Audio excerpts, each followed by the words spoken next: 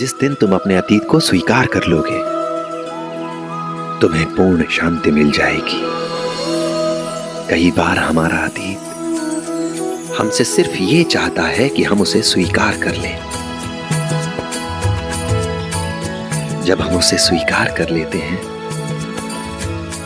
तो वो हमारा पीछा करना छोड़ देता है। मेरी चेतावनी के पश्चात भी तूने मेरे कार्य में हस्तक्षेप करना नहीं छोड़ा तो मुझे तुम्हें दंडित करना पड़ेगा विश्वनाथ। हरिओम।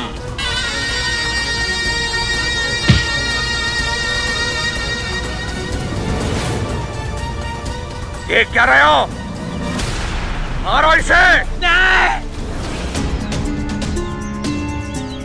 मैंने आज तक दादा को कभी इतने गुस्से में नहीं देखा है। कहिए कुछ उल्टा सीधा ना बोलते दादा को और दादा अपना सारा गुस्सा इन्हीं पे ना निकाल दे। मुझे ही जाकर इन्हें रोकना चाहिए वरना ये दादा को गुस्सा ही दिलाएंगे। इतने दिनों के बाद मेरे जीवन में सुख आया है।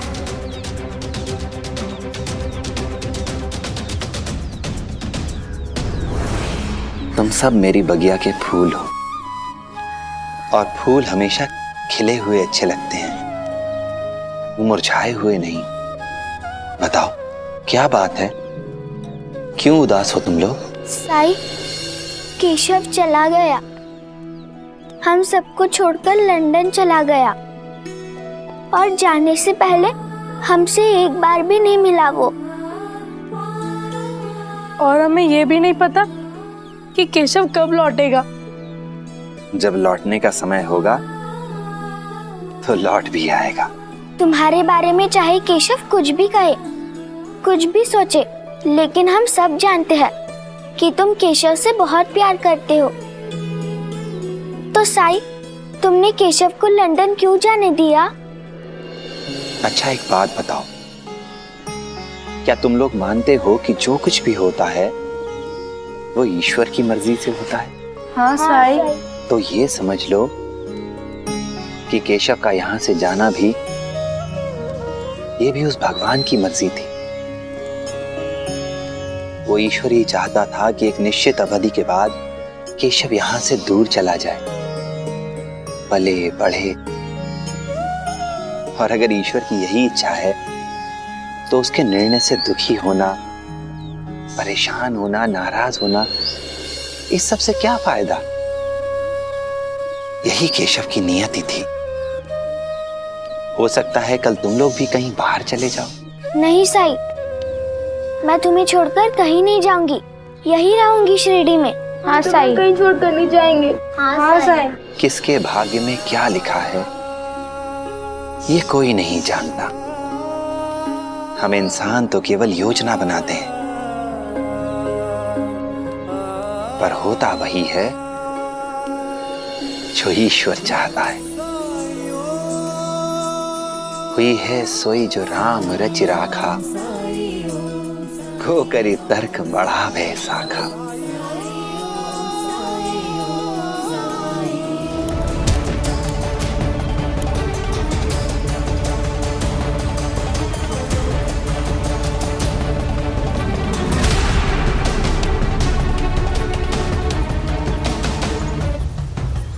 तीन तोले सोने से तो कम है, लेकिन कोई बात नहीं, कुछ नहीं से तो ये अच्छा है। मंगलसूत्र मिल गया ना? अरे अब तो बाबा को मारना बंद करो। जब हमने मांगा था तब तो नहीं दिया था ना मंगलसूत्र हमें, और ऊपर से कुलकर्णी सरकार को अपमानित भी किया, धक्का दिया ना उनको। सुन, जब तक तू ये मंगलसूत्र अपने हाथों से कुलकर्णी सरकार को नहीं देता ना, तब तक तेरे बाप की पिटाई होती रहेगी। आप मेरे हाथ खोल दीजिए, मैं अपने हाथों से ये मंगलसूत्र सरकार को दूंगा। सुनो, हाथ खोल दो इसके।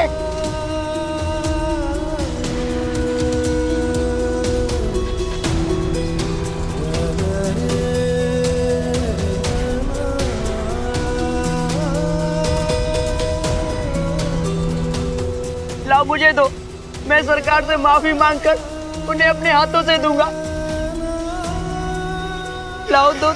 अच्छा ये नहीं।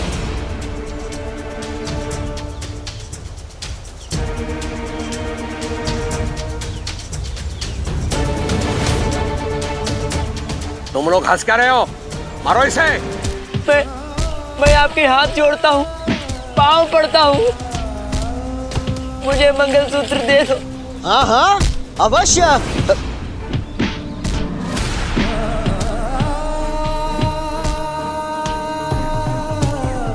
मैंने मना थोड़ी ना किया है। लो ले लो।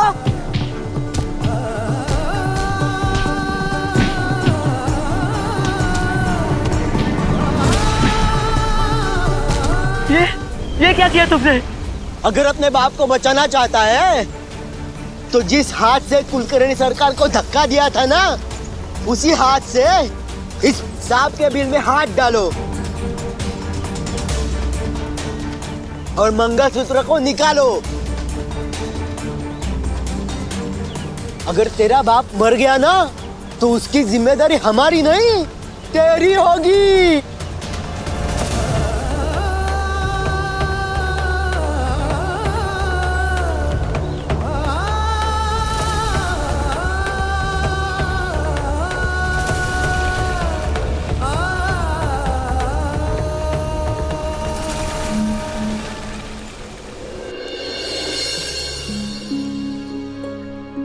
भाग्य का सबसे अच्छा उदाहरण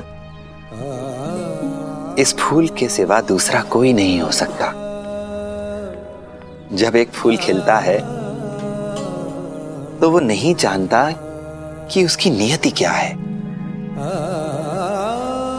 कुछ फूल ऐसे सजावट के काम में आते हैं, तो कुछ फूल मृत शरीरों पर चढ़ाए जाते हैं, कुछ भगवान के चरणों में अर्पित किए जाते हैं, तो कुछ राहगीर के चरणों तले कुचले जाते हैं। लेकिन साईं, अगर सब कुछ भगवान की इच्छा से होता है, फिर भगवान सबसे अच्छा काम क्यों नहीं करवाते? बुरा काम करने से क्यों नहीं रोकते? ईश्वर कभी नहीं चाहता कि उसका कोई भी बच्चा गलत काम करे, बल्कि ईश्वर की तो पूरी कोशिश रहती है कि बुरे काम के साथ साथ मनुष्य के सामने अच्छे काम का विकल्प जरूर रहे। गलत रास्ते के साथ सही रास्ते का विकल्प भी उसे दिखाई दे। और फिर यहां आती है मनुष्य की स्वतंत्र इच्छा, जो उसने हर इंसान को दे रखी है। स्वतंत्र इच्छा? हाँ, स्वतंत्र इच्छा, अपने निर्णय लेने की स्वतंत्रता, अपने फैसले लेने का अधिकार। और ईश्वर उसमें कभी भी हस्तक्षेप नहीं करता। इंसान जो चाहे विकल्प चुन सकता है, लेकिन विकल्प चुनने के अधिकार के साथ साथ मनुष्य को उसके परिणाम भुगतने के लिए भी तैयार रहना होता है, क्योंकि ईश्वर की इच्छा मनुष्य के कर्म में नहीं, उसके कर्म के फल में दिखाई देती है। समझे? हाँ साईं, कि हमें हमेशा अच्छे कर्म ही करने चाहिए।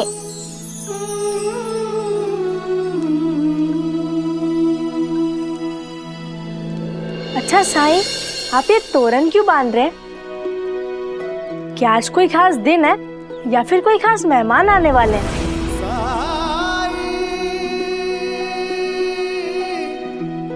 कुछ ऐसा ही समझ लो।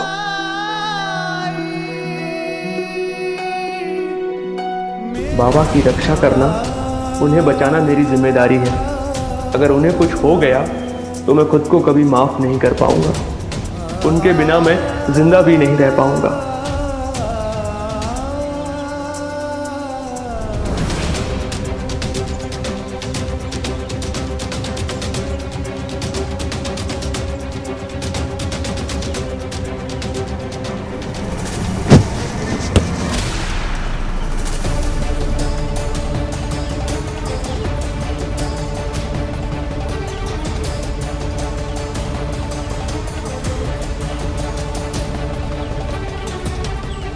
आदित्य, आदित्य उठो, आदित्य, आदित्य। ये लोग श्यामलाल जी को पूरी तरह मार रहे हैं। अगर ऐसे ही मारते रहे तो वो जीवित नहीं बचेंगे।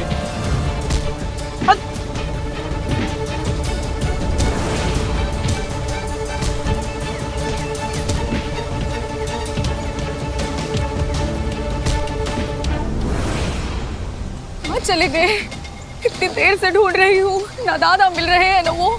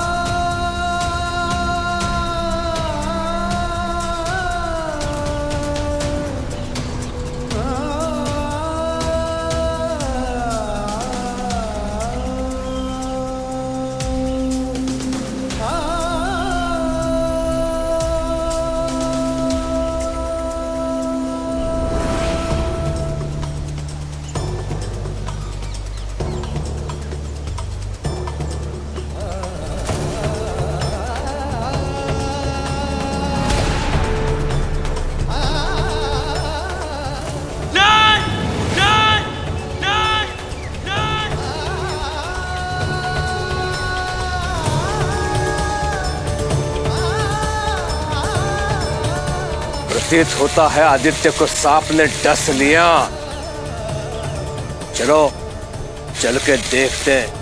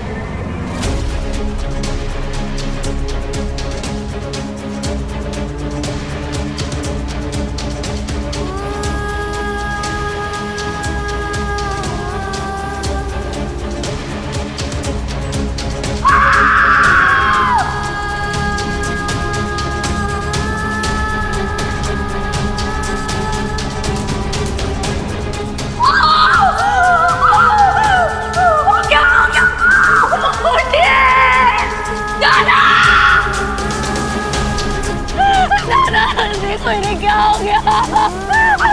अरे उठाना,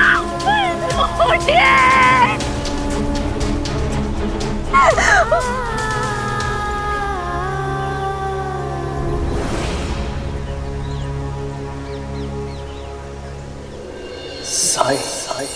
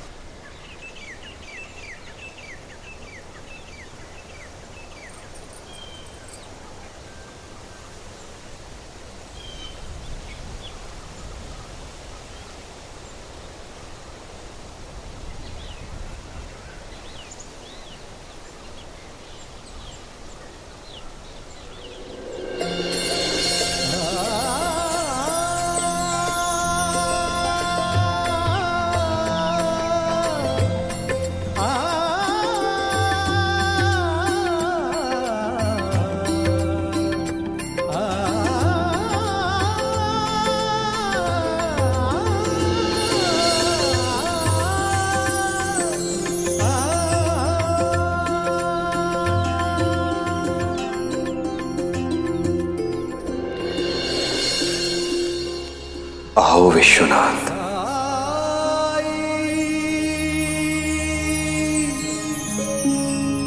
साईं।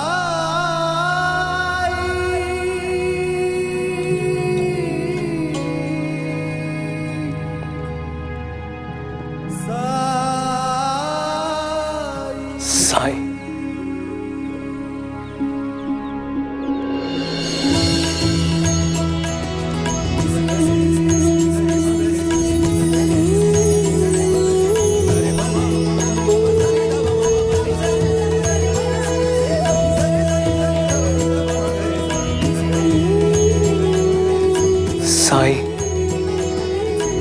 ऐसा लग रहा है जैसे जीवन का उद्देश्य पूरा हुआ।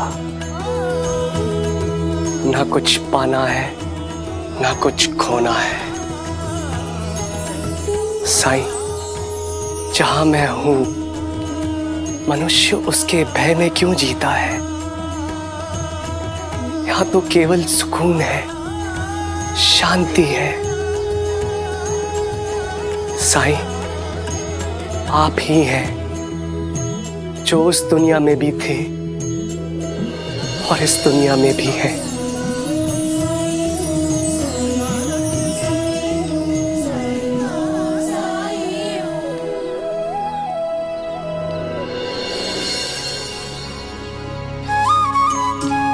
आपने मुझे सब कुछ दिया।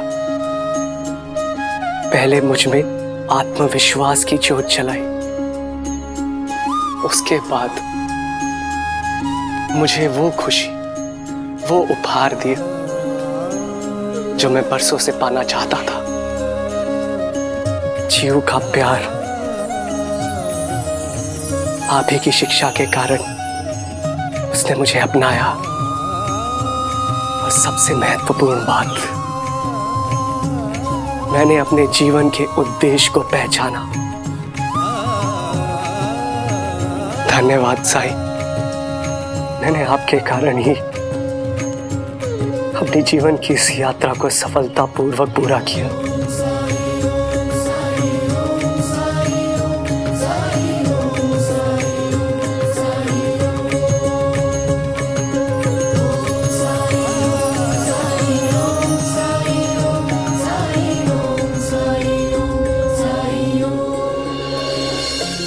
मृत्यु जीवन की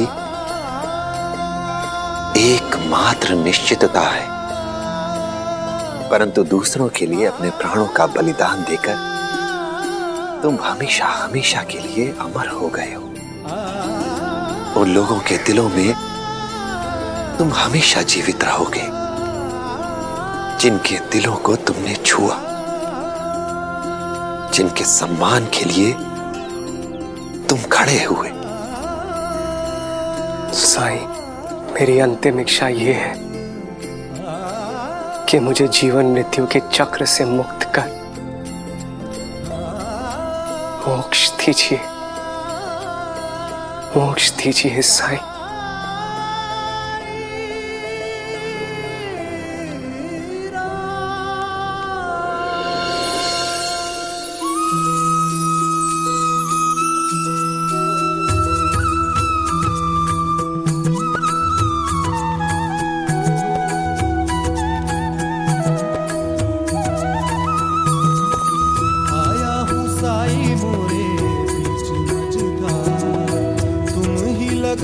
साई मोरी पार, थाम ले हाथ में साई मोरी पतवार, मोरे साई मोरे दाता तू ही हो मोरे तारणहार। परम ज्ञान का भर दे अंजन, अलख निरंजन साई राम। अज्ञान तिमिर से घिरा भयंकर, ज्योति शुभंकर साई राम। ओम साई ओम साई ओम साई ओम साई ओम साई ओम साई ओम साई ओम साई ओम साई ओम साई ओम साई ओम साई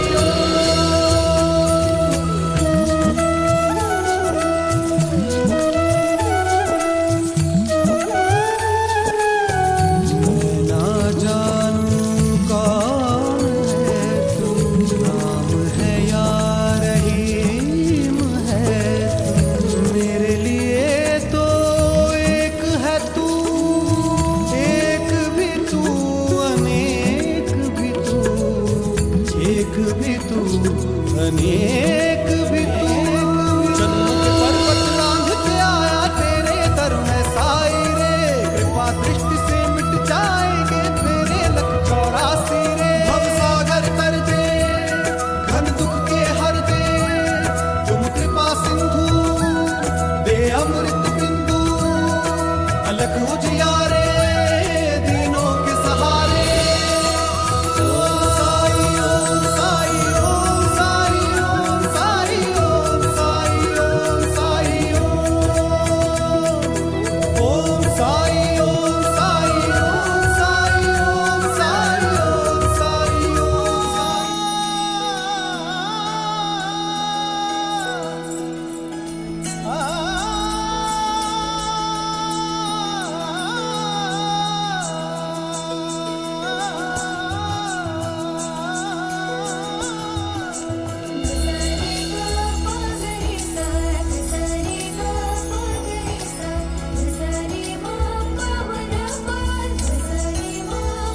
अरे लक्ष्मी, तुम इतनी सुबह सुबह? इसमें इतनी आश्चर्य की क्या बात है? इतने सालों में हर सुबह तो मिलने आती रही हूँ तुमसे। वैसे एक बात बताओ, आसमान में क्या देख रहे थे? सूरज को। सूरज में देखने को क्या है? सुबह पूरब में उगता है और शाम को पश्चिम में डूब जाता है, बस। जानती है तू, इतने सालों इतने वर्षों में सूरज ने न जाने कितने अच्छे बुरे दिन देखे होंगे संसार में। साक्षी रहा है वो, लेकिन इसकी चाल, इसके कर्म पर कोई फर्क नहीं पड़ा। हर सुबह निकलता है ये, बिना किसी भेदभाव के, बिना किसी अपेक्षा के, पुनः उसी ऊर्जा, उसी शक्ति के साथ। सच कहा तुमने साई। सूरज को तो सब कुछ पता होगा, उसे तो वो भी पता होगा जो किसी को नहीं पता।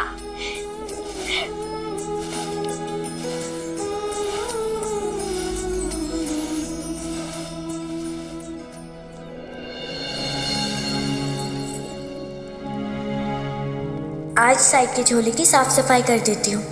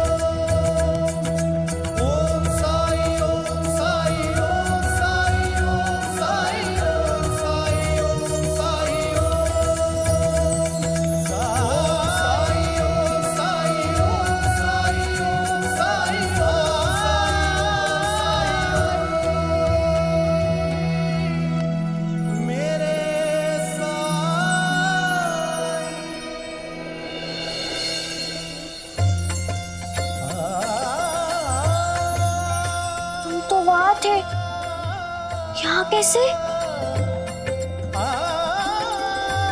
ना जाने क्यों मैं अभी भी तुमसे ऐसे सवाल पूछती हूँ साई। ये कैसे वो कैसे?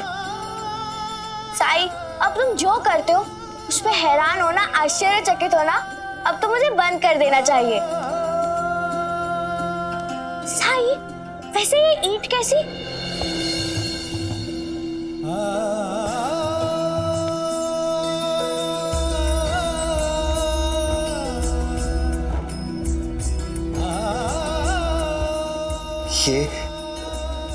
ये मेरे गुरु का आशीर्वाद है।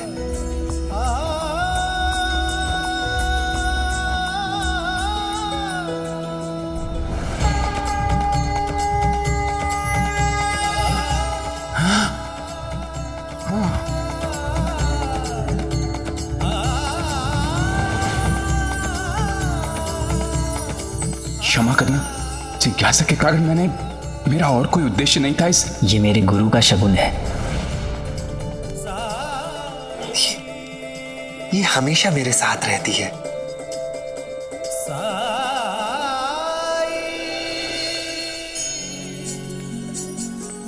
आइंदा मैं भी ध्यान रखूंगी साई। अगर ये तुम्हारे लिए इतने मायने रखता है तो इसका मतलब ये है कि मेरे लिए भी अनमोल है। हे भगवान, बातों बातों में तो मैं भूल ही गई साई। वो जो शनि मंदिर है ना, जिसका जीर्णोद्धार गांव वालों ने मिलके किया था, वहां पर आज मूर्ति स्थापन है। तुम्हें याद था?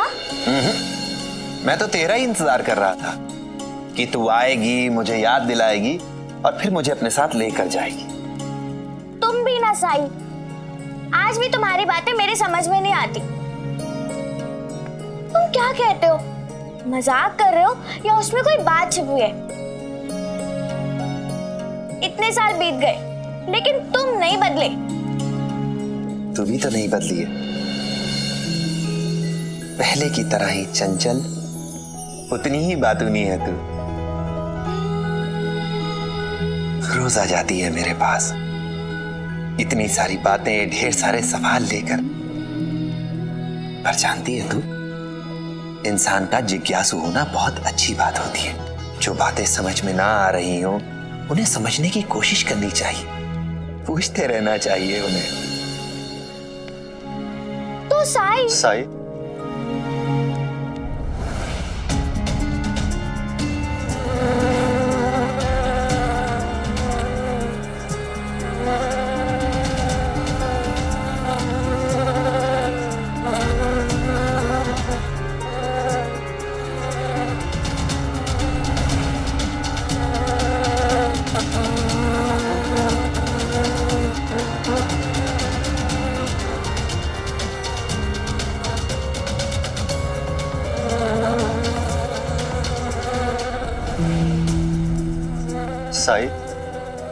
मैं मधुमक्खी पालन और शहद का व्यवसाय करता हूँ और अपनी मधुमक्खियों को लेकर बहुत ही सतर्क रहता हूँ। उनकी बहुत देखभाल करता हूँ और उनको किसी भी तरह की परेशानी नहीं होने देता हूँ। और शहद निकालने से पहले मैं ये सुनिश्चित करता हूँ कि मधुमक्खियों को जरा सी भी समस्या ना हो। परंतु इस बार ये जो सत्ता देख रहे हैं ना आप, मधुमक्खियां इसमें से बाहर ही नहीं आ रही हैं। मैंने बहुत कोशिश की, यहां तक कि छत्ते में धुआं भी छोड़ा, लेकिन कोई फायदा नहीं हुआ। फिर कुछ लोगों ने कहा कि यदि मधुमक्खियों को छत्ते से बाहर निकालना है तो मशाल को जलाकर छत्ते के पास लाऊं। परंतु साई, मैं ऐसा नहीं करना चाहता, क्योंकि ऐसा करने से बहुत सी मधुमक्खियां मर सकती हैं। सब कुछ करके थक हार गया साई, फिर आपके पास आ गया। साई, क्या आप मेरी मधुमक्खियों को बिना नुकसान पहुंचाए छत्ते से बाहर निकाल सकते हैं? साई के लिए कुछ असंभव नहीं है ना?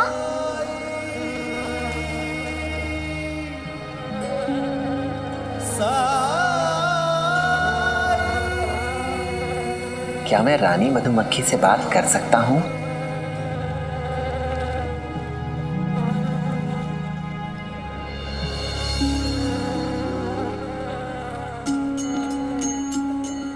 सही डंग मार देगी।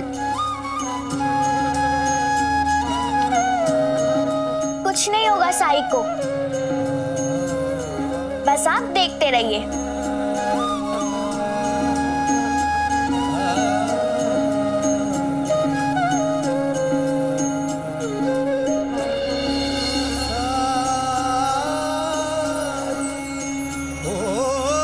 जब कठिनाई छाई तू ही याद आया, भटके राही को तूने रास्ता दिखाया, तूने भक्तों का बेड़ा पार लगाया, तेरी महिमा मेरे साई कौन जान पाया। ओम साई ओम साई ओम साई ओम साई ओम साई ओम साई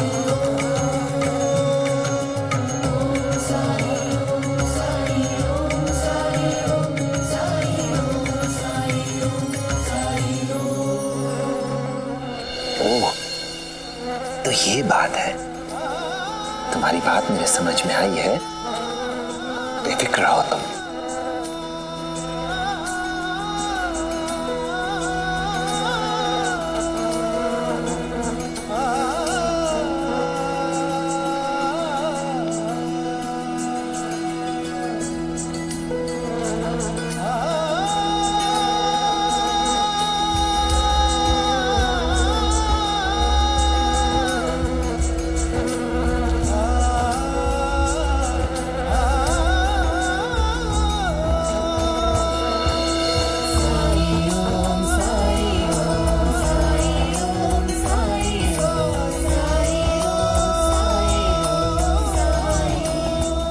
ये कहाँ चले गए?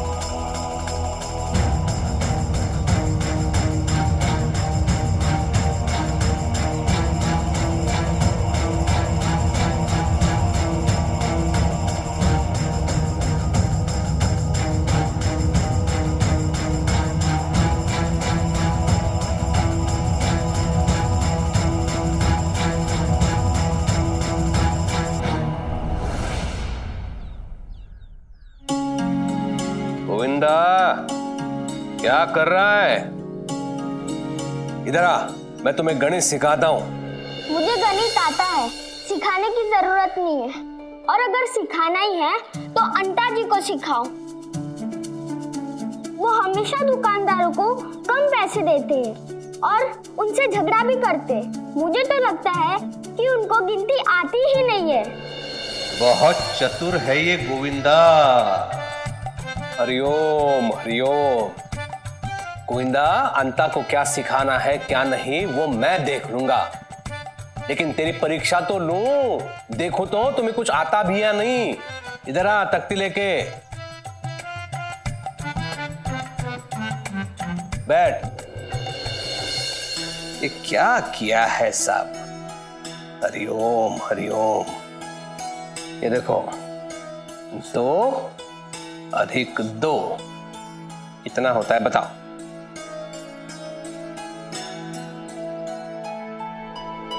हाँ हाँ, अरे भगवान, 2 और 2 40 होते? अरे 2 और 2 होते हैं।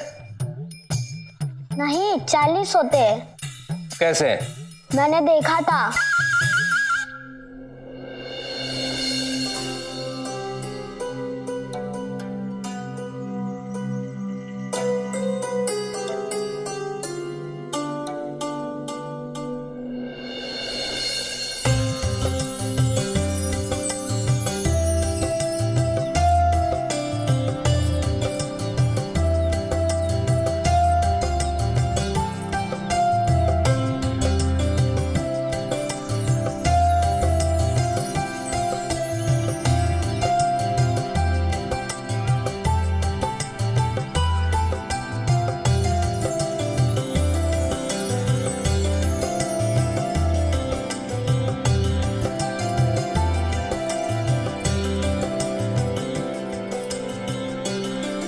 तात्या, एक तोरण देना।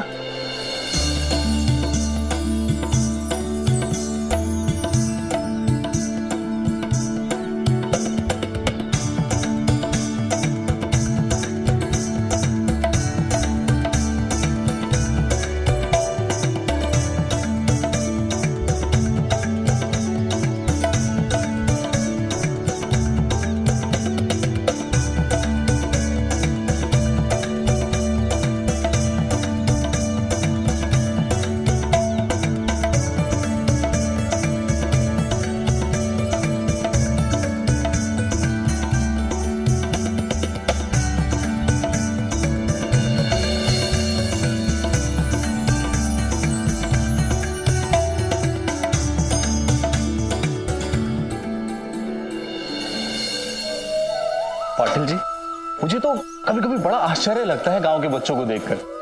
कब बड़े हो गए पता ही नहीं चला। तुम्हारा उद्धव भी बड़ा हो जाएगा।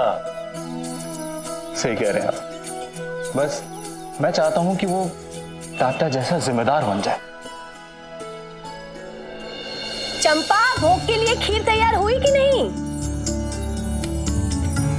लगभग तैयार है काकी, बस मीठा डालना बाकी है। मैं अभी मीठा लेकर आती हूँ। मीठा मैं ले आया हूं।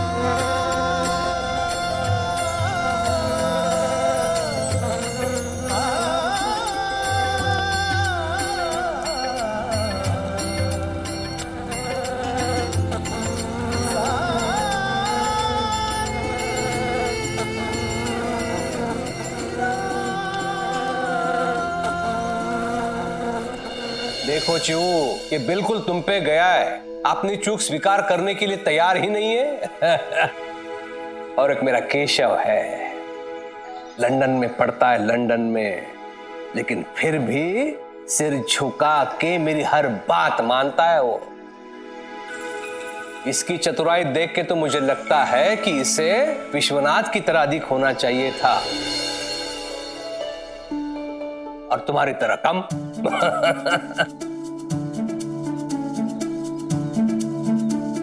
आई, इसमें मेरी कोई गलती नहीं है।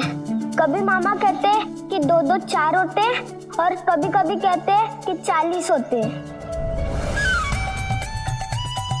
मैंने कब कहा 40? कल जब वो बूढ़ा आदमी ब्याज देने आया था, तो मैंने किताब में देखा 2 और 2 के आगे कुल जमा 4 लिखा था।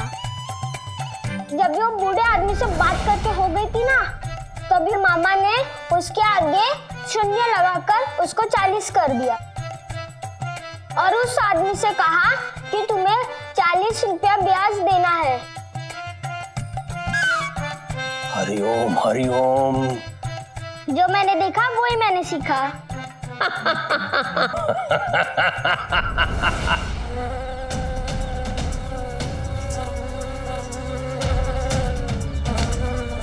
साईं, ये तो मधुमक्खी का छत्ता लेकर क्यों घूम रहे हो?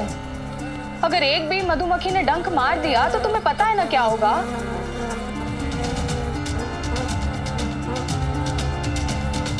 चलो हटाओ, इसे दूर करो अपने से। बाज़मा, ये मुझे तो क्या, किसी को भी नहीं काटेंगी। ठीक है, तुम कह रहे हो तो मैं मान रही हूँ तुम्हारी बात, लेकिन तुम इसे यहाँ क्यों लाए हो? बाज़मा, मैं इन्हें यहाँ नहीं लाया हूँ, बल्कि ये मुझे यहाँ लेकर आई हैं।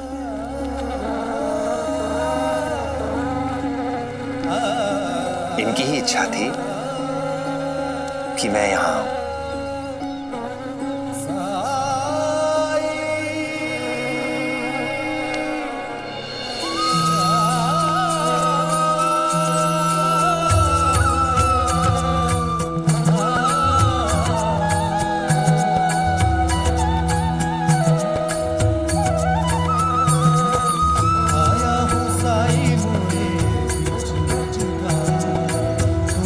लगा दो साई।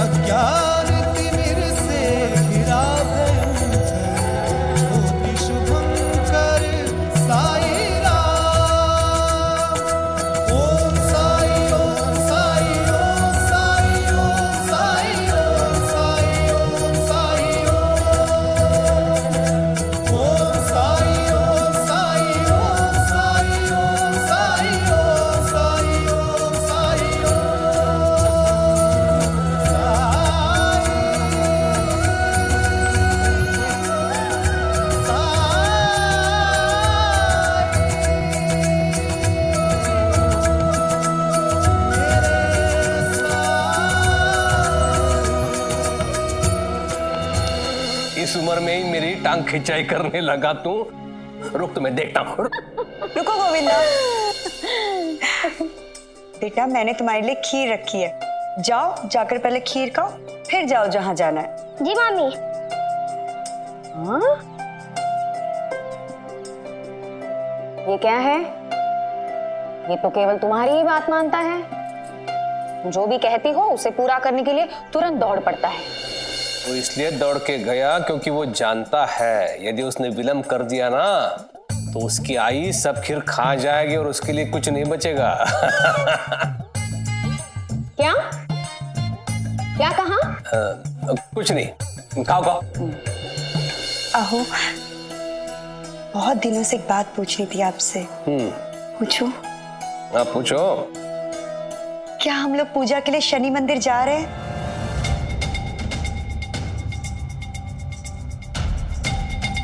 निमंत्रण भेजा था उन लोगों ने।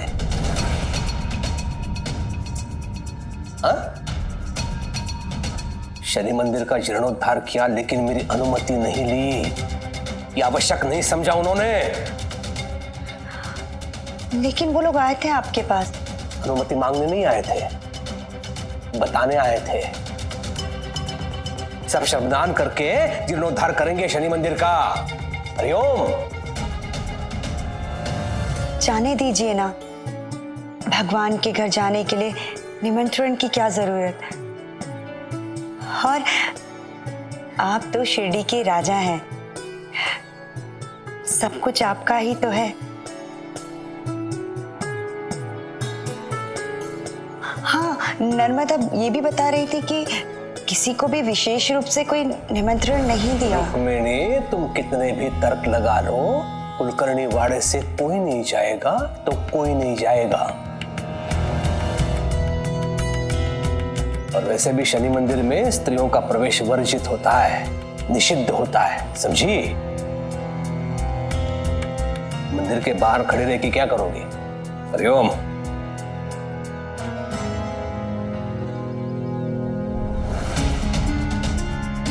पूरी शिरडी में पूजा में शामिल होने की तैयारियां चल रही है। सब लोग अपनी ओर से कुछ ना कुछ पूजा में दे रहे हैं, केवल हमें छोड़कर।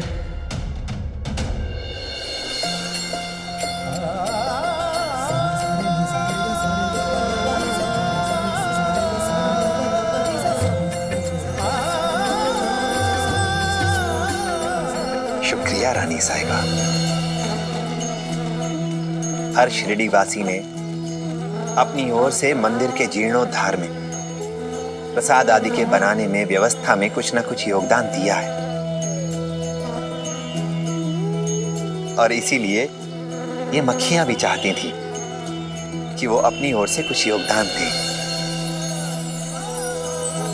इन्होंने फैसला किया कि इनके शहद का उपयोग प्रसाद बनाने में किया जाए। और इसीलिए मधुमक्खियां अपने छत्ते से बाहर नहीं निकल रही थी।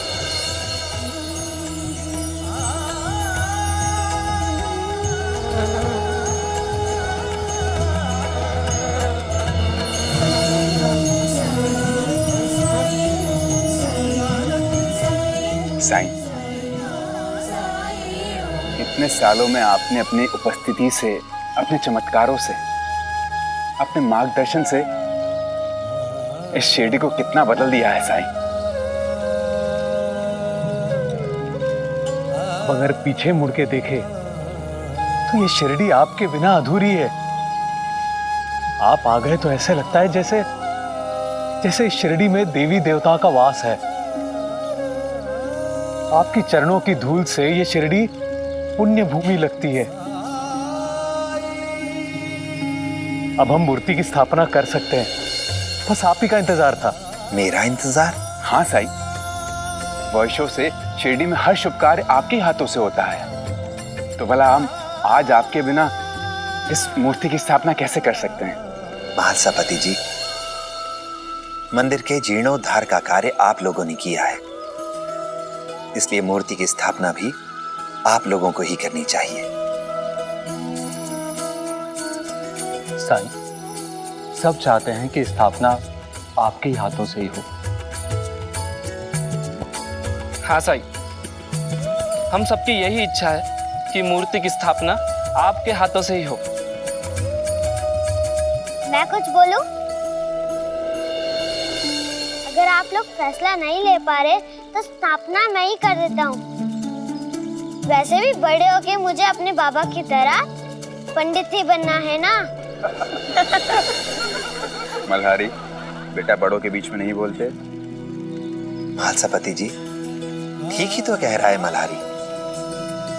बच्चे भगवान का स्वरूप होते हैं। इनसे ज्यादा पवित्र, इनसे ज्यादा शुद्ध मन किसी का नहीं हो सकता।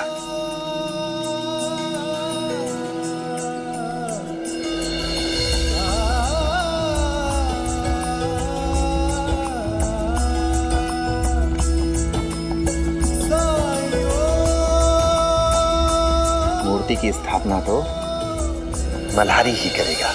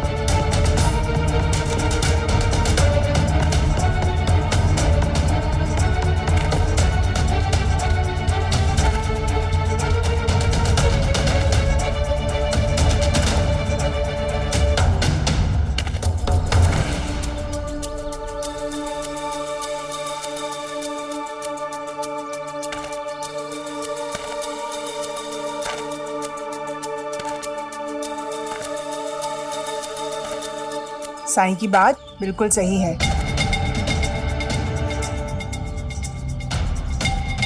लीजिए, आपको पता है ना, शनि मंदिर का जीर्णोद्धार हुआ है, मूर्ति की प्राण प्रतिष्ठा हो रही है, तो किसी को न्योता क्यों भेजा जाए? भगवान सबके, अब भगवान खुद तो आएंगे नहीं किसी को न्योता देने। मंदिर से कभी किसी के यहाँ न्योता आता है क्या? सब अपनी स्वेच्छा से, अपनी श्रद्धा से जा रहे हैं। किसी को बुलावा नहीं दिया गया है, इसलिए हमें भी वहां जाना चाहिए। क्या खाक जाना चाहिए? पागल हो गई हो क्या? अरे भाग्यवान, जब मंदिर से किसी को न्योता गया ही नहीं है तो कुलकर्णी सरकार वहां बिना न्योते के जाएंगे क्या?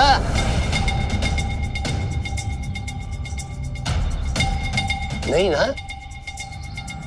तो जहां कुलकर्णी सरकार नहीं जाए वहां हमें भी नहीं जाना चाहिए। शनि मंदिर कौन है?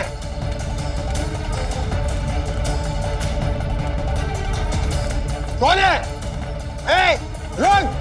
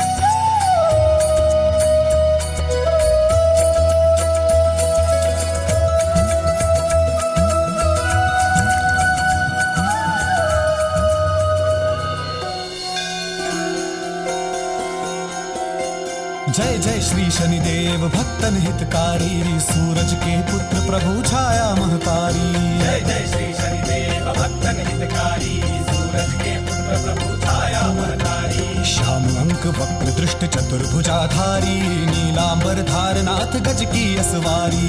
जय जय श्री शनिदेव भक्तन हितकारी, सूरज के पुत्र प्रभु छाया महतारी।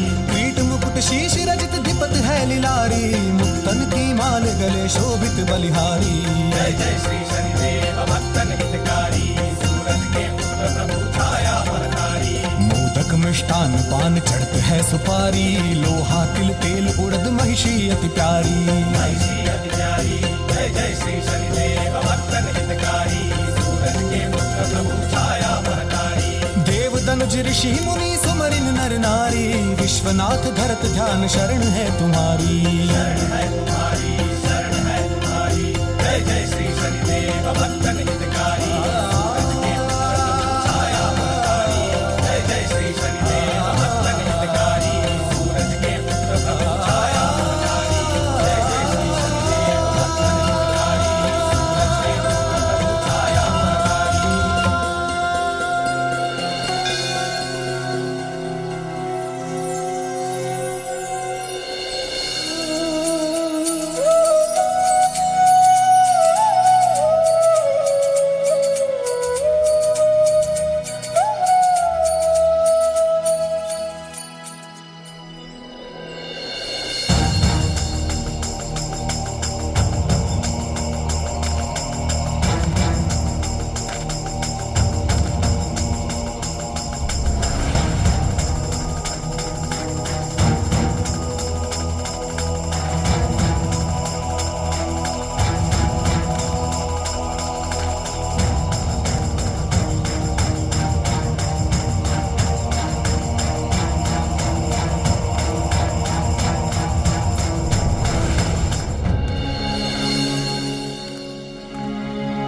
तुमने प्रसाद लिया? मैं खा लूंगा भाईसा माँ। कब लोगे? चलो अभी मेरे साथ चलो।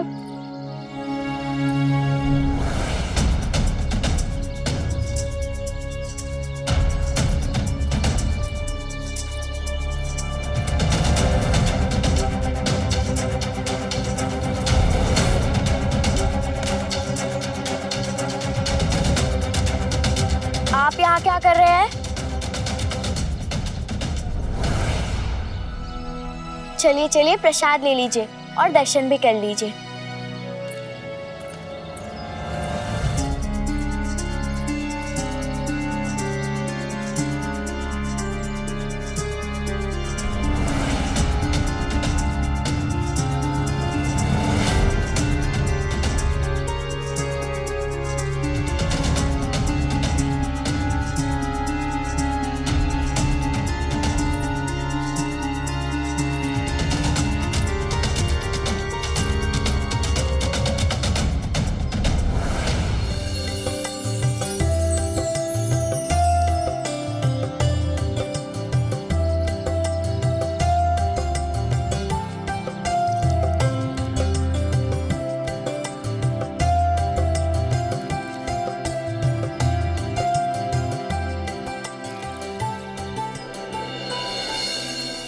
साथ साथ रहते रहते हमें एक दूसरे की आदत सी हो गई है। ऐसा लगता है कि ये हमारा गांव एक बहुत बड़ा परिवार है और जिसके मुखिया हैं साई।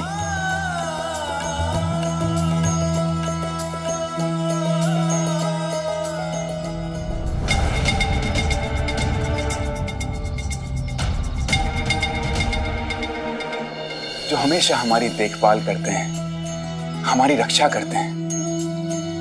हाँ, मुझे आज भी वो दिन याद है जब बिच्छू ने मुझे डंक मारा था, तो कैसे पूरा गांव मेरी चिंता में डूब गया था। तब साई ने ही मेरी रक्षा की थी।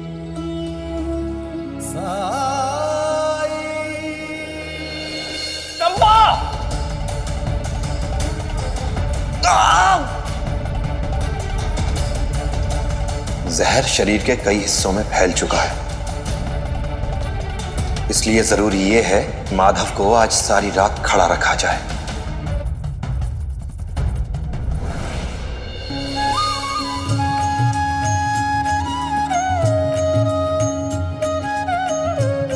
श्यामा।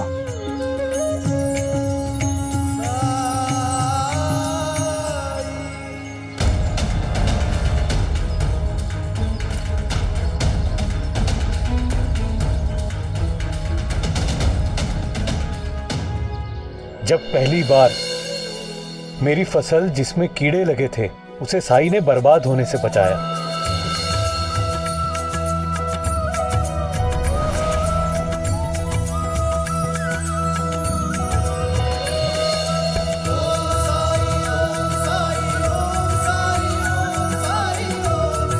और एक बात ये भी सच है कि कोई भी साई से सच्चे मन से अगर मदद मांगे तो साई सबकी मदद करते हैं।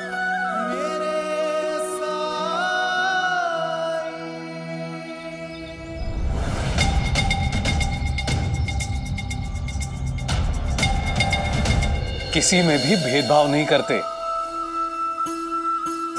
और साई की कृपा से मेरी आई की आंखों की रोशनी भी वापस आई थी।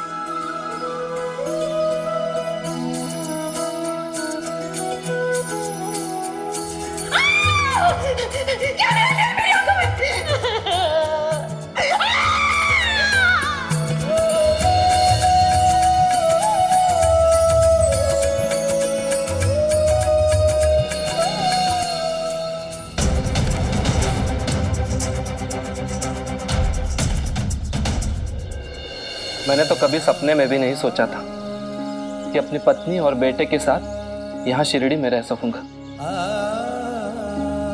अपनी मर्जी का मालिक बन सकूंगा। मैं तो दास था, मेरी सोच पे भी पहरा था,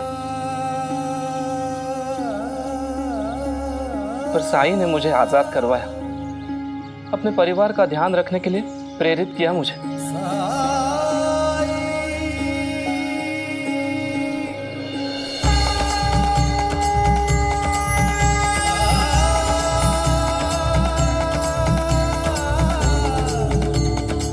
मुझे ये इंसान चाहिए। मुक्त करना चाहता हूं तुम्हें इस दास प्रथा से।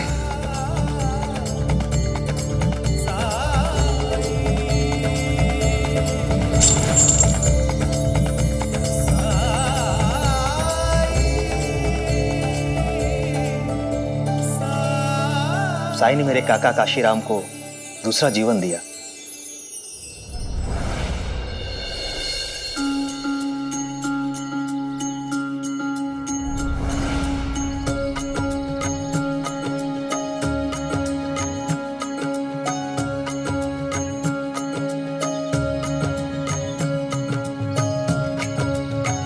स्वागत है तुम्हारा काशी।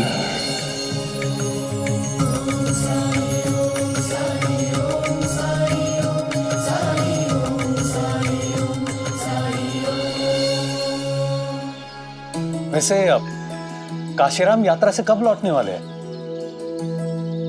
कल ही काका का संदेशा आया था, वो नगर में है, थोड़ा समय लगेगा।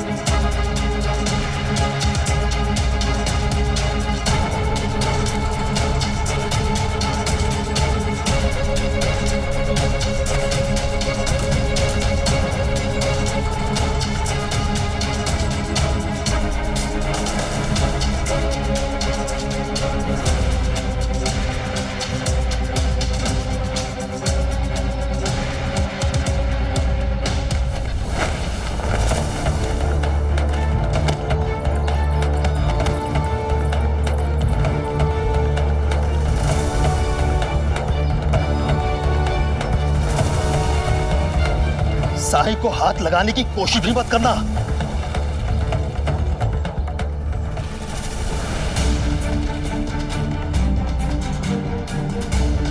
ये तो वो राणा डाकू है।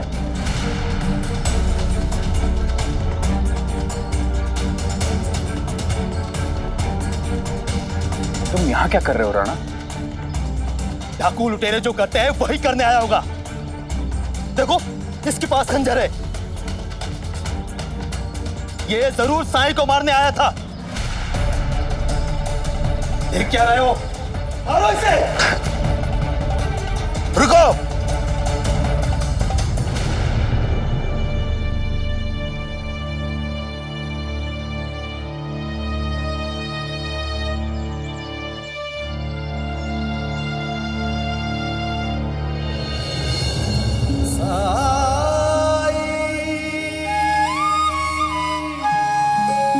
अगर ये मुझे मारने आया होता तो आप लोगों की नजरों में आने से पहले, यूं पकड़े जाने से पहले मुझे मार चुका होता।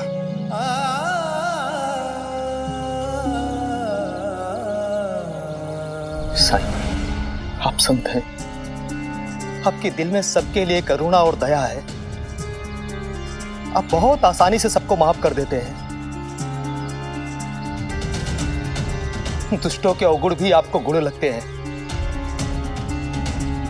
लेकिन सच यह है साईं कि हिंसक प्रवृत्ति वाले सुधरते नहीं।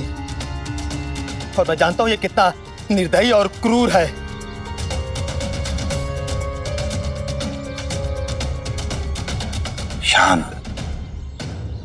शांत हो जाओ किशन। मैं जानता हूं तुम्हारे काका काशीराम के साथ जो कुछ भी हुआ तुम उसे भूल नहीं पाए हो। पर तुम्हें यह याद रखना चाहिए कि राणा अब अपराध की दुनिया छोड़ चुका है।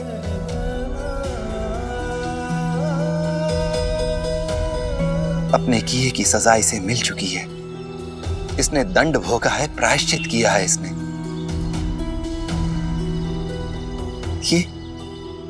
ये सुधर चुका है, बदल गया है ये। साईं, जिस तरह सांप को कितना भी दूध पिलाओ वो डसता ही है, उसी तरह दुष्ट की प्रवृत्ति कभी बदल नहीं सकती। ये यहां बदला लेने आया है।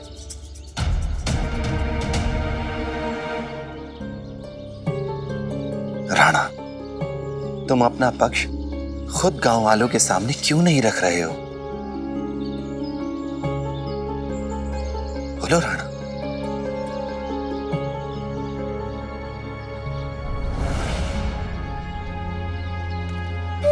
मैं किसी को नुकसान पहुंचाने के इरादे से नहीं आया था, ना ही किसी से बदला लेने के लिए। साईं, जैसे आप लोगों के लिए प्रिय हैं, पूज्य हैं, वैसे मेरे लिए भी है।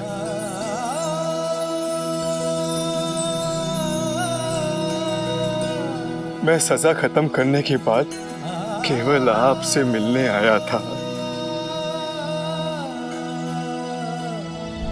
झूठ बोल रहा है साईं।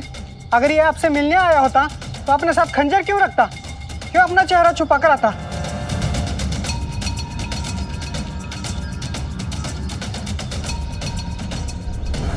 क्योंकि जैसा व्यवहार तुम लोग कर रहे हो ऐसा ही बाकी लोग भी करते हैं। हर कोई करता है। साईं, मैंने अपने पुरानी जिंदगी में न जाने कितने लोगों को मारा है, काटा है।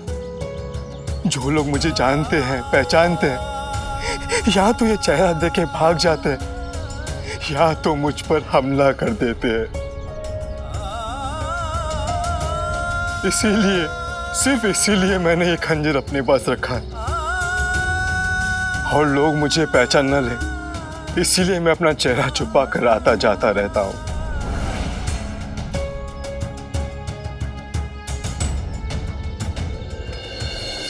साईं,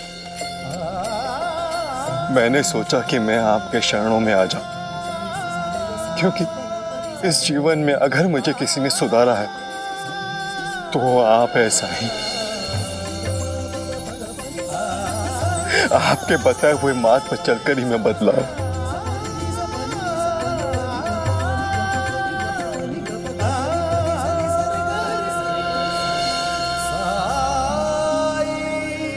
बात नहीं राणा, मैं तुम्हारे साथ हूं।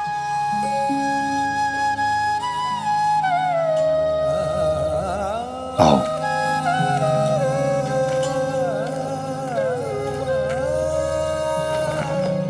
आओ मेरे साथ। साईं, साईं, ये क्या कर रहे हैं आप? एक डाकू को अपने साथ लेके जा रहे हैं? कहीं इसने आप पे हमला कर दिया तो? साईं! किशन, चिंता मत करो, वो साईं है हमारा। साईं बिना कारण कभी कोई काम नहीं करता और उसके हर कार्य के पीछे किसी ना किसी का हित जरूर छुपा रहता है। सही कह रही हैं आप। और वैसे भी जिसने हम सबकी रक्षा की हो, उसे भला किस बात से डर है?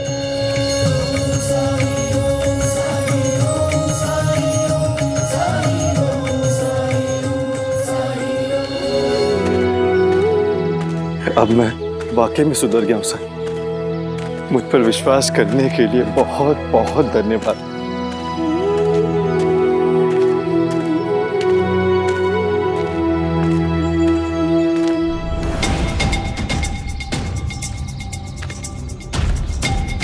ये तो राणा डाकू है, लेकिन ये साईं के साथ क्या कर रहा है?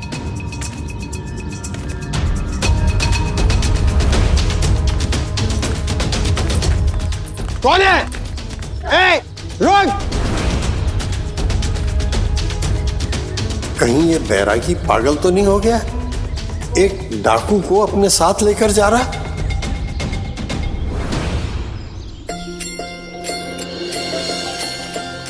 साई, प्रणाम साई। राम जी भला करे। इतना तेज भागकर क्यों आ रहे हो तात्या? आप ही से मिलने आया था। आई पापा औरंगाबाद गए हैं किसी शादी में शामिल होने के लिए। आई ने ये लड्डू आपके लिए भेजे और कहा है कि आप अपना ध्यान रखना और खाना समय से खा लेना।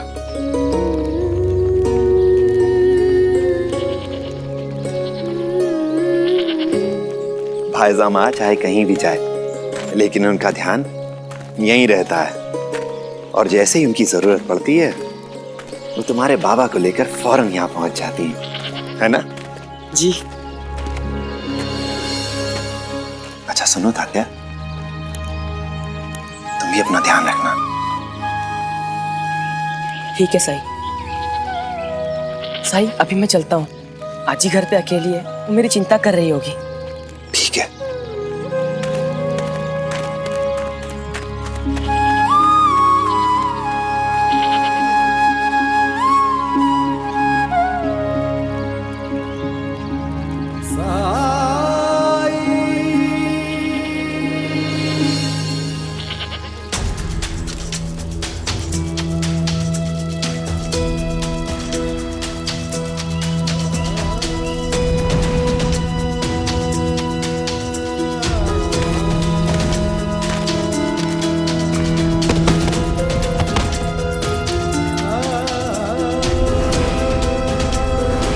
ये तो वो राणा डाकू है।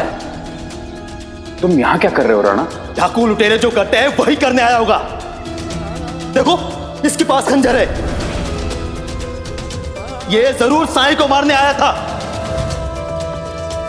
देख क्या रहे हो? मारो इसे। रुको। अपने किए की सजा इसे मिल चुकी है। इसने दंड भोगा है, प्रायश्चित किया है इसने। जिस तरह सांप को कितना भी दूध पिलाओ वो डसता ही है, उसी तरह दुष्ट की प्रवृत्ति कभी बदल नहीं सकती। कौन? मैं हूं राणा।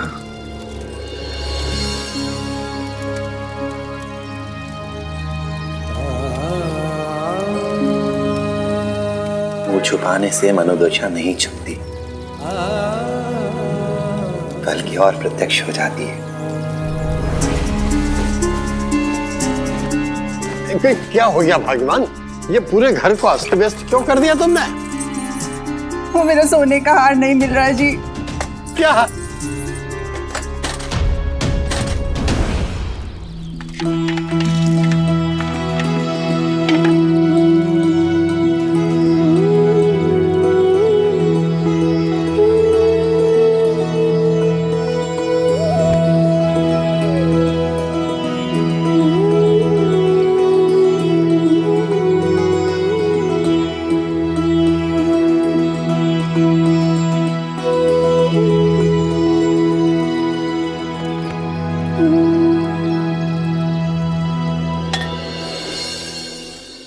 साईं, मैंने अपने अपराधों का, गुनाहों का, बुरे कर्मों का फल भोगा, सजा काटी, लेकिन फिर भी मैं लोगों की नजरों में अपराधी हूं। मेरे प्रति लोगों की सोच नहीं बदली। तुमने पश्चाताप अपने अंतर्मन की शांति के लिए किया था या संसार के लिए? ये समाज, ये संसार, ये तुम्हारे बारे में क्या सोचते हैं, इस पर तो तुम्हारा नियंत्रण नहीं हो सकता। लोगों की तुम्हारे बारे में क्या मानसिकता है, वो किस नजरिए से तुम्हें देखते हैं, ये तुम्हारे वश में नहीं है राणा। पर हां, ये तुम्हारे वश में अवश्य है कि तुम खुद को किस नजर से देखते हो, किस दृष्टि से देखते हो,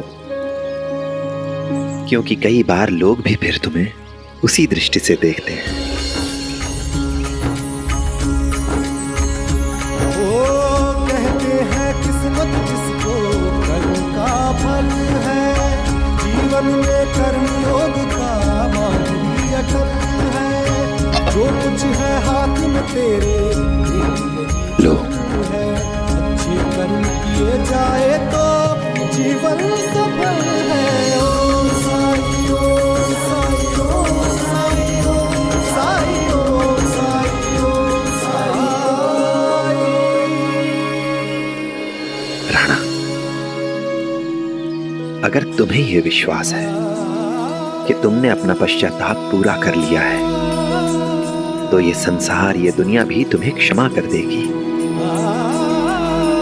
तुम्हारे इस नए बदले स्वरूप को स्वीकार करेगी। पर अगर तुम्हें खुद पर ही विश्वास नहीं है कि अब तुम अपराधी नहीं हो, तो लोग भी तुम्हें अपराधी ही समझेंगे।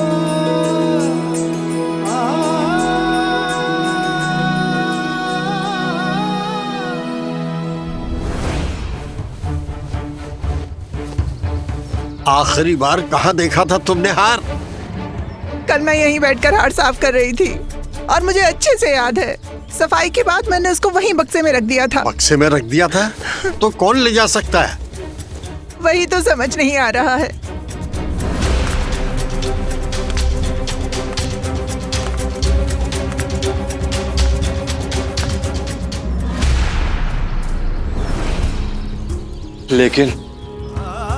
लेकिन मैं कितना भी प्रयास करूं साईं, मेरा अतीत मेरा पीछा नहीं छोड़ता। क्यों साईं, क्यों?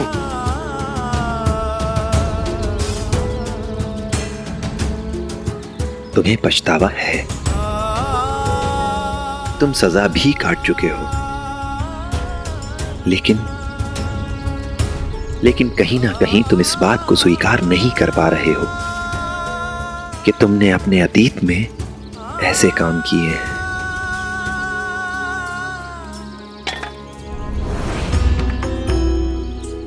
जानते हो राणा, तुम खुद से भाग रहे हो, अपने परिवार से भाग रहे हो।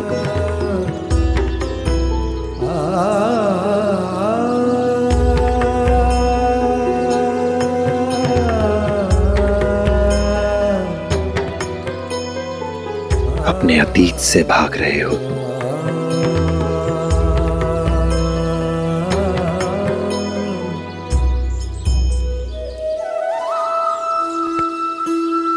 जिस दिन तुम अपने अतीत को स्वीकार कर लोगे, तुम्हें पूर्ण शांति मिल जाएगी। कई बार हमारा अतीत हमसे सिर्फ ये चाहता है कि हम उसे स्वीकार कर लें। जब हम उसे स्वीकार कर लेते हैं, तो वो हमारा पीछा करना छोड़ देता है। इसलिए भागो मत राणा, ठहर जाओ, स्वीकार करो।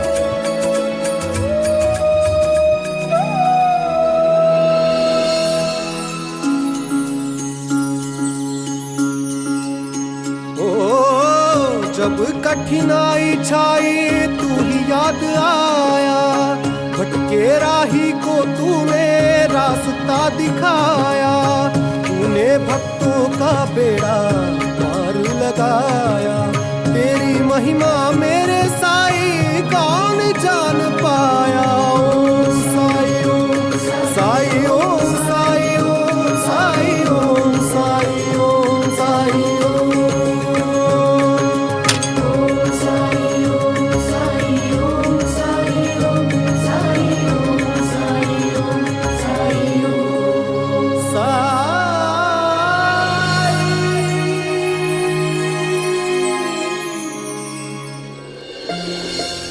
साईं, आपने बिल्कुल सही कहा। अब मैं वापस घर जाऊंगा, अपने परिवार के पास। अपने परिवार को देखे और उनसे मिले एक अरसा हो गया है। आज से तुम्हारे जीवन में एक नए अध्याय की शुरुआत हो रही है। कोई फर्क नहीं पड़ता कि इससे पहले लोग तुम्हें क्या कहते थे। आज से तुम राणा हो, सिर्फ राणा।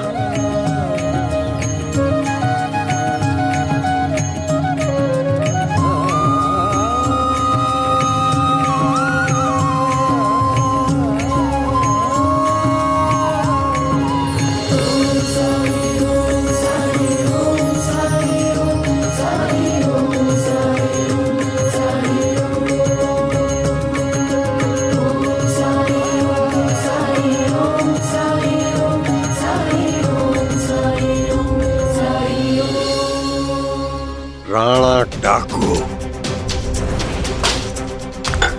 कौन है?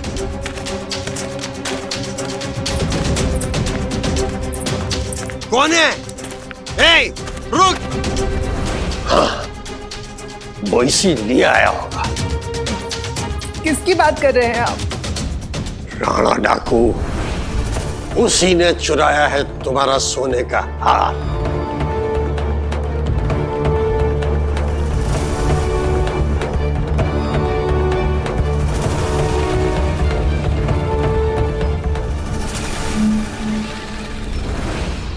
प्रणाम साईं। साईं देखिए ना, ये कम सब्जी तोड़ रहा है। मैं दावे से कहता हूँ कि ये बेईमानी कर रहा है। मैं रोज सामान लेता हूँ, मुझे वजन का पूरा अंदाजा है। आधा शेर में कम से कम 7-8 प्याज चढ़ते हैं। और देखिए ना, इसके तराजू में केवल 4 ही प्याज चढ़ रहे हैं। अब आप ही बताइए साईं, क्या आपको ये आधा शेर लगता है? साईं, मेरी इस आदमी से क्या दुश्मनी है जो मैं इसके साथ बेईमानी करूंगा? अगर इसे मुझ पर विश्वास नहीं है तो मैं आपके सामने दोबारा वजन करके दिखाता हूं। ये देखिए, मैं आपके सामने कर रहा हूं।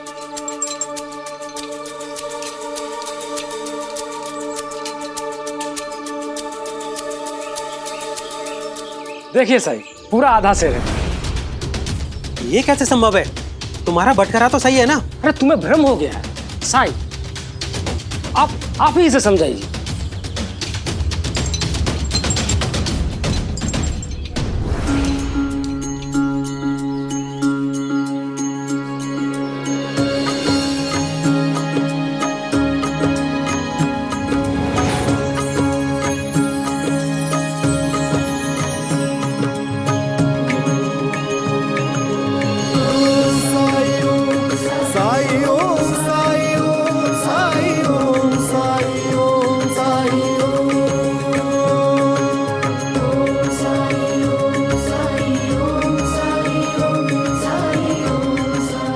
देखो, हम एक दूसरे को बेहतर तभी समझ सकते हैं जब हम खुद अपने आप को दूसरे की परिस्थितियों में रखकर देखें और फिर सोचें। ठीक कहा ना मैंने?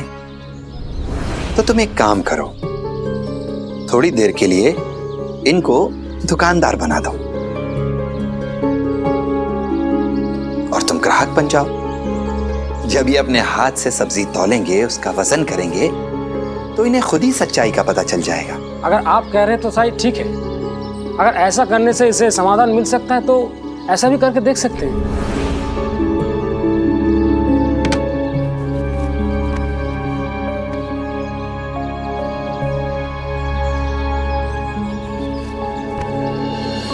अब ऐसा करो, इसी तराजू से आधा सेर प्याज तुम तौल कर देखो।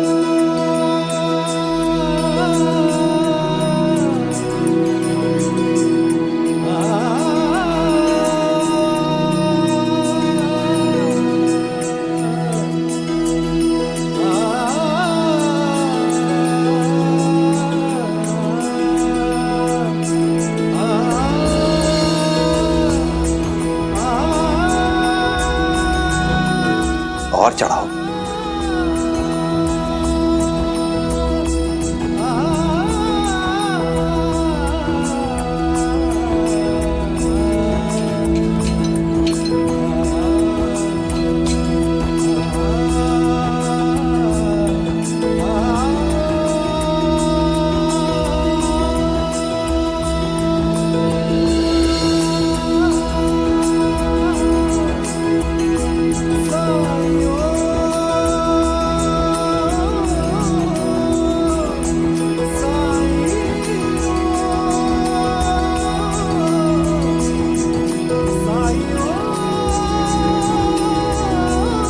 और चढ़ाओ, अभी आधा शेर नहीं हुआ। रुक जाओ, ऐसे कैसे हो सकता है साईं? इसमें तुम्हारा नुकसान हो जाएगा। ये सब्जी का वजन तो कम से कम 1.5 सेर होना चाहिए और अभी तो यहाँ आधा सेर भी नहीं हुआ। कहीं ना कहीं कुछ गड़बड़ है।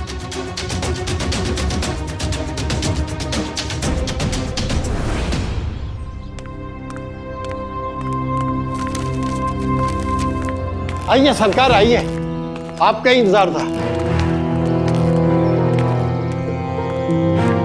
हरिओम हरिओम। मुझे इंसाफ चाहिए सरकार, मेरे साथ न्याय कीजिए। हरिओम हरिओम, अवश्य न्याय देंगे, लेकिन पहले बताइए अभियुक्त कहाँ है? लेके आओ उसे। छोड़ दो मुझे। अरे हजार बार कह चुका हूं कि मैंने चोरी नहीं की, तो क्यों लाया मुझे यहाँ? डाकू राणा,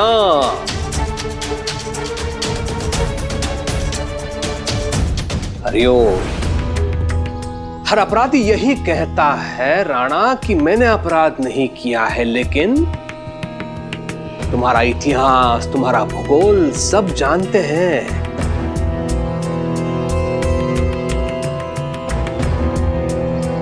तुम कोई राजा हरिश्चंद्र तो नहीं हो, है कि नहीं?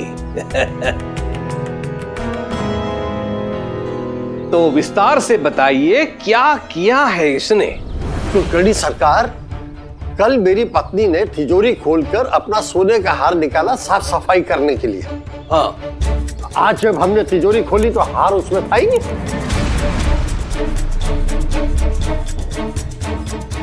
अरे हमने पूरा घर छान मारा, पूरा घर में ढूंढ लिया, लेकिन हार मिला ही नहीं। और संयोग से हमने कल ही राणा को अपने घर की खिड़की से अंदर ताक झांक करते हुए देखा था।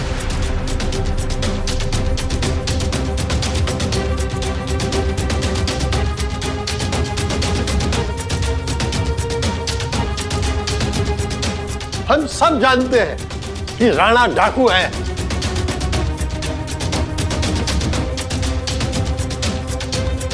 और इसके शिरडी में प्रवेश करने के दूसरे ही दिन मेरे घर में चोरी हो गई।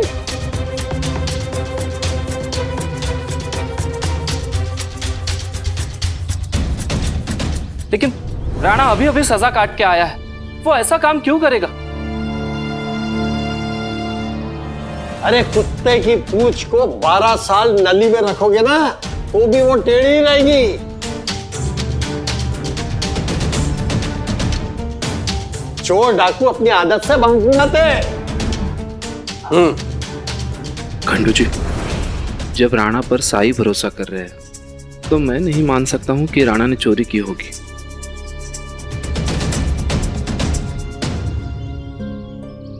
सरकार, मैंने चोरी नहीं की है।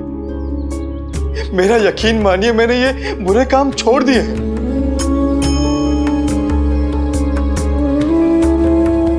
सेठ गंगाराम जी को शायद कुछ गलतफहमी हुई है। हाँ, ये बात सच है। कल साईं की तलाश में मैं पूरे गांव में भटक रहा था। उसी दौरान मैं सेठ गंगाराम जी के घर के यहाँ से गुजरा तो कुछ बातें सुनाई दी,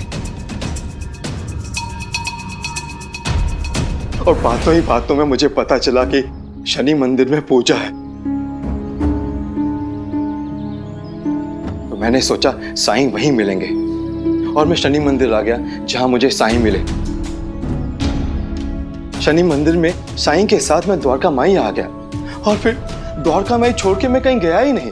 झूठ बोल रहा है ये सरकार। अरे ओ, मुझे आरंभ से ही उस फकीर पे संदेह रहा है। तू क्या चाहता है राणा? मैं तुम पर विश्वास करूं कि तू उसके साथ खंडर में था और वो तुम्हारी निर्दोषता की गवाही दे? ये तो वही बात हो गई कि भूत का गवाह प्रेतात्मा।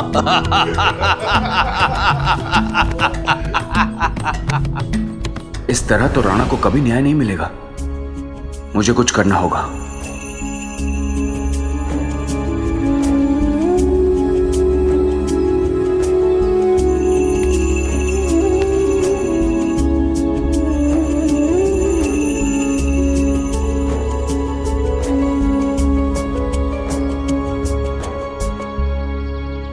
सरकार, मैं सच कह रहा हूं, मैंने कोई गलती नहीं की, मैंने कोई चोरी नहीं की है।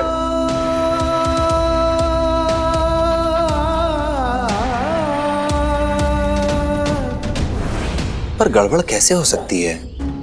इसने तो तुम्हारे सामने ही सब्जियां तौली हैं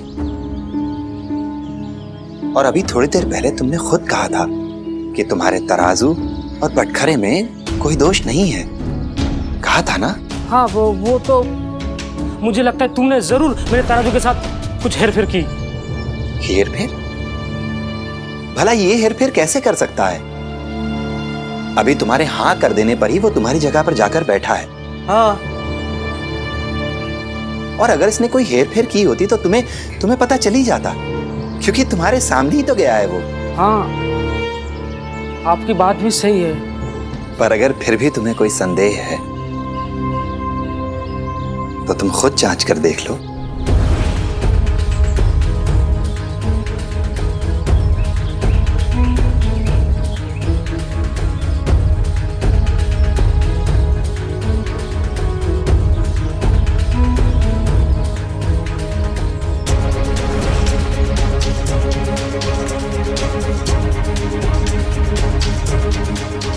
चुंबक को मैंने सामान वाले पलड़े के नीचे सटाया था, ये इस पलड़े के नीचे कैसे आ गया? क्या हुआ? कुछ गड़बड़ है?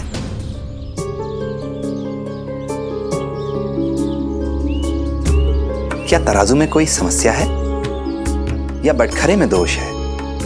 पर याद रहे, इससे पहले तराजू और बटखरे को केवल तुम ही छू सकते थे, दूसरा कोई नहीं।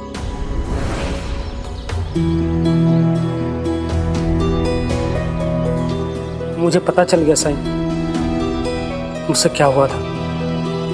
मुझे सबक सिखाने के लिए आपका ये अनूठा तरीका था। मैं अपनी गलती स्वीकार करता हूँ, मुझे माफ कर दीजिए साईं। मुझ में लालच आ गया था, इसलिए मैं तराजू के पलड़े के नीचे चुंबक सटाकर लोगों को ठग रहा था। लेकिन मैं वादा करता हूँ साईं, भविष्य में ऐसा काम मैं दोबारा नहीं करूंगा।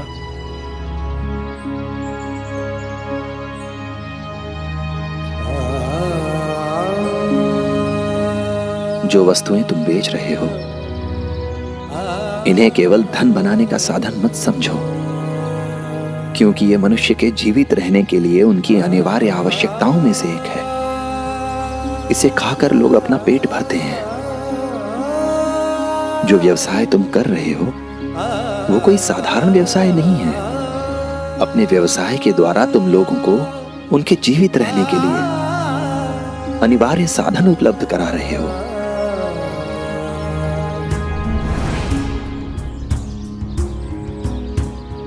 पेट भरने के लिए मनुष्य कठिन परिश्रम करता है, बहुत कठिन परिश्रम, और तुम उसकी इस आवश्यकता का गलत लाभ उठा रहे हो। ये ठीक नहीं है।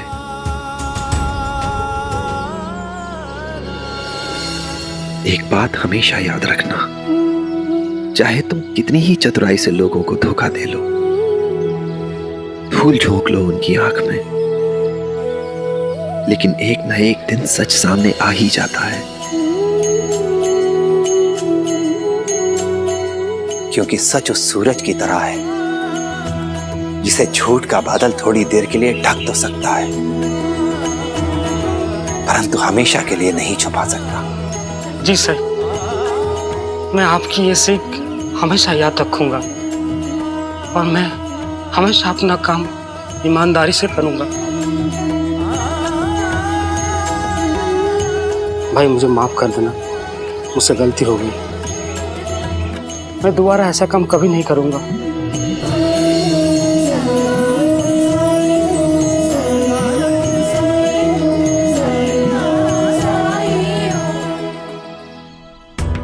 हरिओम। किसी का भी पक्ष लेने वाला इंसान नहीं हूं मैं।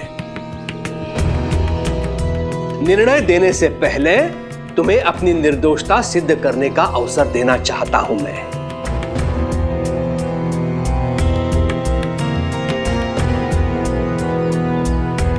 इससे मुझे कोई फर्क नहीं पड़ता कि तू अतीत में क्या था। सब जानते हैं कि मेरा बेटा लंदन में पढ़ता है। कहां? लंदन में। और वहां विदेश में साक्ष्य के आधार पर दोनों पक्षों की बातें सुनने के पश्चात ही निर्णय दिया जाता है, न्याय दान किया जाता है। हमें दूसरों के अच्छे गुणों को स्वीकार करके जीवन में उतारना चाहिए और इसीलिए आज शिरडी में भी न्याय उसी आधार पर होगा। तुम्हें भी अवसर मिलेगा अपनी निर्दोषता सिद्ध करने का। हरिओम। इसलिए अपनी निर्दोषता सिद्ध करो और गर्व से सिर उठाकर यहां से जाओ। क्या सिद्ध कर सकते हो तुम?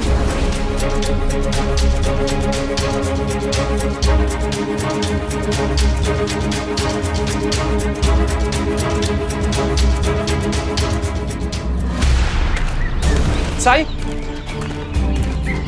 साई, साई जल्दी चलिए। राणा को कुलकर्णी सरकार के आदमी चोरी के जुर्म में उठाकर चावड़ी ले आए। चलो।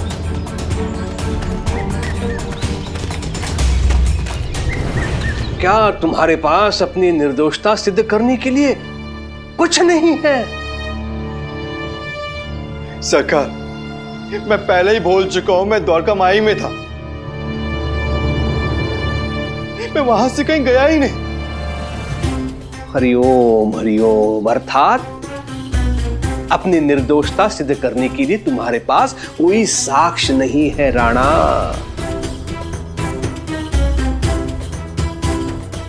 ये तो बहुत बुरा हुआ राणा। राणा, मैंने तुम्हें पहले ही कहा था कि विलायत में, विदेश में अपनी निर्दोषता सिद्ध करने के लिए अवसर दिया जाता है और यदि अभियुक्त अपनी निर्दोषता सिद्ध करने में असफल रहा तो उसे कड़े से कड़ा दंड भी दिया जाता है।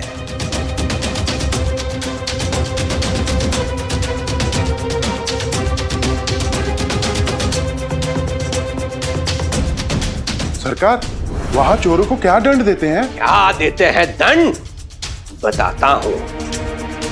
चोरी करने वालों के ऊपर खौलता हुआ पानी डाल देते हैं।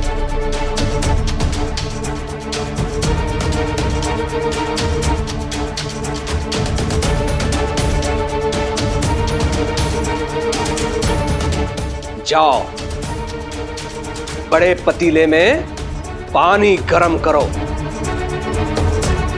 आज यहां चावड़ी के बाहर सबके समक्ष अपराधी राणा को दंडित किया जाएगा उसके अपराध के लिए। हरिओम। सरकार, ये अन्याय है। मैंने कोई अपराध नहीं किया सरकार।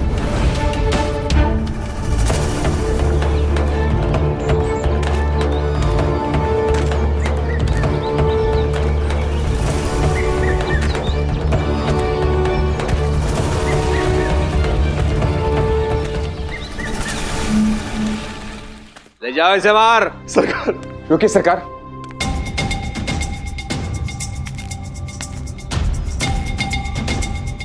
किसी को भी संदेह के आधार पर सजा देना न्याय नहीं है, अपराध है। संदेह नहीं महालसापति जी, मैंने और मेरी पत्नी ने खुद अपनी आंखों से राणा को अपने घर में ताक झांक करते हुए देखा था।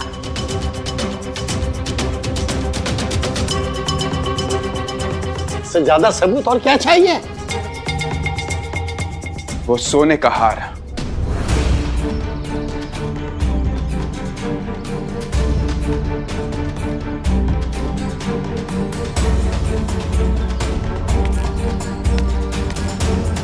जब तुम लोग राणा को पकड़ने के लिए गए थे तो मुझे पूरा यकीन है तुमने उस हार को हासिल करने के लिए उस जगह का चप्पा चप्पा छान मारा होगा, है ना?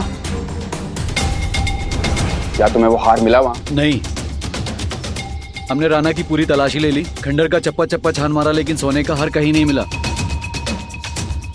आप साबित क्या करना चाहते हैं महालसापति जी? हो सकता है इसने हार कहीं छुपा दिया हो। यही तो मैं कहना चाह रहा हूं गंगाराम जी।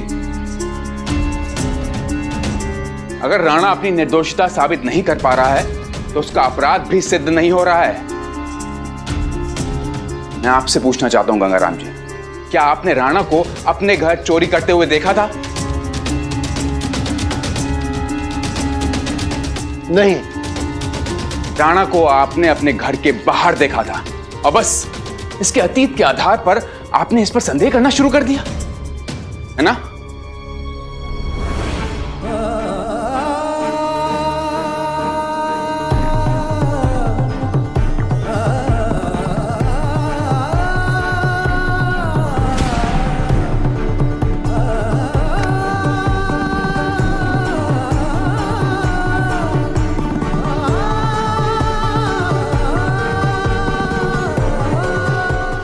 बोलिए, चुप क्यों है? बोलिए। बस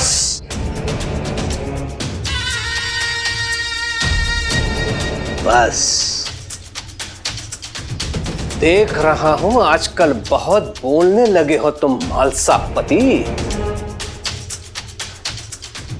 मेरे विरुद्ध बोलने का साहस कैसे आ गया तुम में? मैं आपके खिलाफ नहीं हूं सरकार, और ना ही मैंने आपकी शान के खिलाफ एक भी शब्द कहा है। हां, लेकिन इस गलत फैसले के खिलाफ हूं मैं। उस गलत फैसले के खिलाफ बोल रहा हूं मैं और बोलूंगा।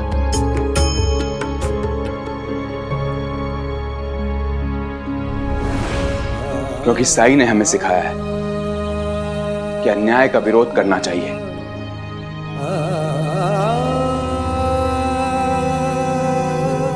सत्य के लिए हमेशा लड़ना चाहिए, और वही मैं कर रहा हूं सरकार, और करता रहूंगा।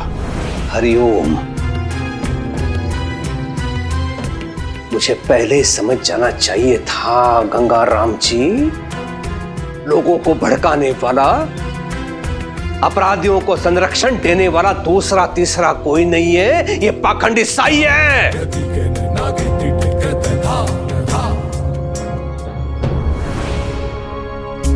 दोषी को दंडित करने से पहले ये ध्यान जरूर रखा जाना चाहिए कि किसी भी निर्दोष को सजा ना मिले। ये सुनिश्चित करना बहुत जरूरी है, क्योंकि यही न्याय का मूलभूत सिद्धांत है। अब तू सिखाएगा मुझे क्या करना और क्या नहीं? यहां पे जितने लोग उपस्थित हैं ना, उन सब का ज्ञान अगर मिलाया जाए तो भी मेरा ज्ञान अधिक ही होगा।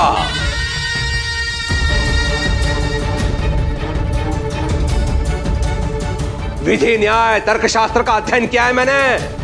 आपकी विद्वत्ता पर मुझे जरा भी संदेह नहीं है।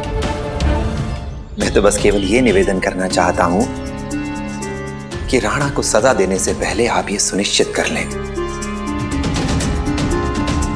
कि राणा असली अपराधी है भी या नहीं, क्योंकि बहुत से लोगों को यह लगता है कि आपके न्याय में कमी है।